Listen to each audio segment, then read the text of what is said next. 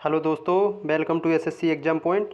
तो आज की क्लास क्या है? आज की क्लास में स्टैटिक जीके जो वीडियो में स्टैटिक जीके पढ़ाने वाले हैं क्या है, भारत के राष्ट्रीय प्रतीक चिन्ह। ठीक है, भारत के राष्ट्रीय प्रतीक चिन्ह का हम डिस्कस करने वाले हैं जो कि बहुत ही ज़्यादा इम्पोर्टेंट हैं।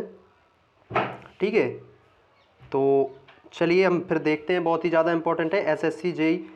एसएससी जेई वगैरह, पुलिस, यूपी पुलिस, ओके, सारे इम्पोर्टेंट क्वेश्चन हैं। ओके, तो फाइनली क्या है, क्लास को स्टार्ट करते हैं। इसमें देखते हैं क्या क्वेश्चन रहने वाले हैं। तो फर्स्ट क्वेश्चन की ओर चलते हैं। 1 मिनट। फर्स्ट क्वेश्चन देखते हैं क्या है। हाँ, देखें क्या है इसमें। क्या निम्नलिखित में से, हाँ, बहुत ही प्यार से, बहुत ही शानदार तरीके से पढ़ने वाले हैं। और वीडियो को लाइक एंड चैनल को सब्सक्राइब जरूर कर देना, जो भी लोग नए हो, देख रहे हो। स्टैटिक जीके है, ठीक है, प्रतीक चिन्ह है, बहुत ही ज़्यादा इम्पोर्टेंट है।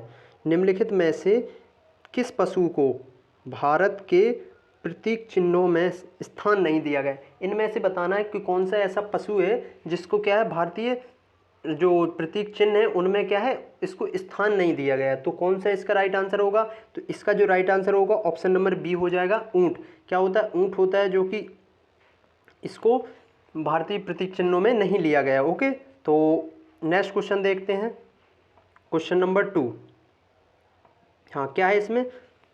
भारत का, सॉरी, हाँ, भारत का राष्ट्रीय धरोहर पशु निम्नलिखित में से कौन सा है? जो राष्ट्रीय धरोहर पशु है उसको आप लोगों को क्या है, बताना है। तो इसका जो राष्ट्रीय पशु होगा, धरोहर पशु कौन सा है, वो है हाथी। ओके, तो राइट आंसर क्या है? हाथी। एसएससी एमटीएस 2022 में आया हुआ क्वेश्चन है। तो ये सारे के सारे इंपॉर्टेंट क्वेश्चन हैं। वीडियो को लाइक एंड चैनल को सब्सक्राइब जरूर कर देना आप लोग, ठीक है। तो चलिए देखते हैं नेक्स्ट क्वेश्चन। इसका right answer option number B होगा। ओके, चलिए देखते हैं क्वेश्चन नंबर 3। क्या है? स्वतंत्र भारत के राष्ट्रीय ध्वज का डिजाइन निम्नलिखित में से किसने बनाया था? तो जो राष्ट्रीय ध्वज है अपना तिरंगा, उसको किसने बनाया था? तो उसकी जो डिजाइनिंग की थी, उसकी डिजाइनिंग किसने की थी? तो आप लोगों को बताना है। तो इसके जो राइट आंसर होगा ऑप्शन नंबर क्या होगा? डी होगा। क्या होगा? पिलगांगी वेंकैया ने की थी। ओके, किसने की थी? पिनगाली वेंकैया ने। ओके, तो इसका right answer option number D होगा। नेक्स्ट क्वेश्चन देखते हैं क्या है।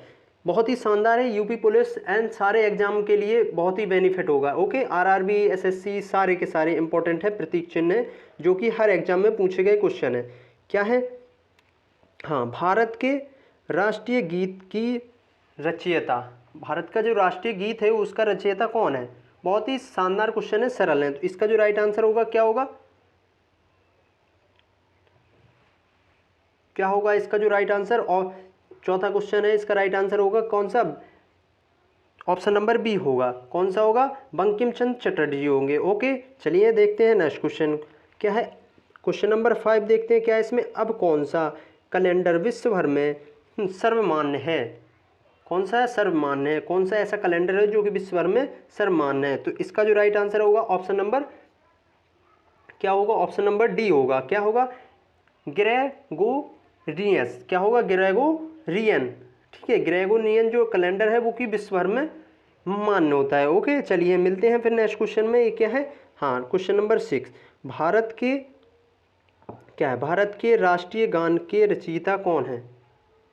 अब पूछा गया रचयिता कौन है, ठीक है। तो इसके जो भारत का जो राष्ट्रीय गान है उसका रचयिता पूछा गया कौन है? तो रविंद्रनाथ टैगोर है। ऑप्शन नंबर क्या होगा? ऑप्शन नंबर बी होगा, रविंद्रनाथ टैगोर। हाँ, नेक्स्ट क्वेश्चन को देखते हैं, क्वेश्चन नंबर 7। भारत में राष्ट्रीय ध्वज की लंबाई और चौड़ाई का अनुपात क्या होगा? तो पहले लंबाई पूछी गई, जो उसकी लंबाई होती है तिरंगे की, ठीक है, जो तिरंगा होता है उसकी जो लंबाई, इसकी जो लंबाई होती है वो कितनी होती है, और इसकी जो चौड़ाई होगी वो कितनी होगी? तो इसकी जो लंबाई होती है वो कितनी होगी, बताएं। इसकी जो लंबाई होती है वो होती है 3, और इसकी जो चौड़ाई होती है 2। ये किस में होती है? फिट में होती है। किस में होती है? फिट में। तो इसका जो राइट आंसर होगा ऑप्शन नंबर डी हो जाएगा।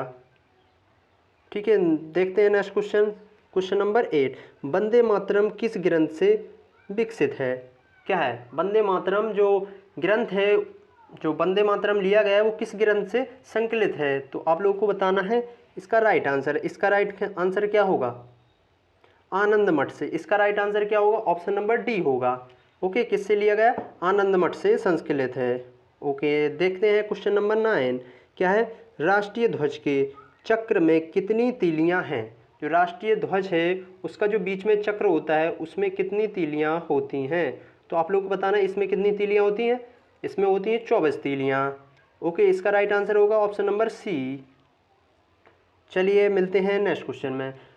क्या है, भारत का राष्ट्रीय गान क्या है, जन गण मन सर्वप्रथम कब और कहाँ गाया गया था। तो इसका जो राइट आंसर होगा वो कहाँ गाया गया था, कोलकाता में गाया गया था।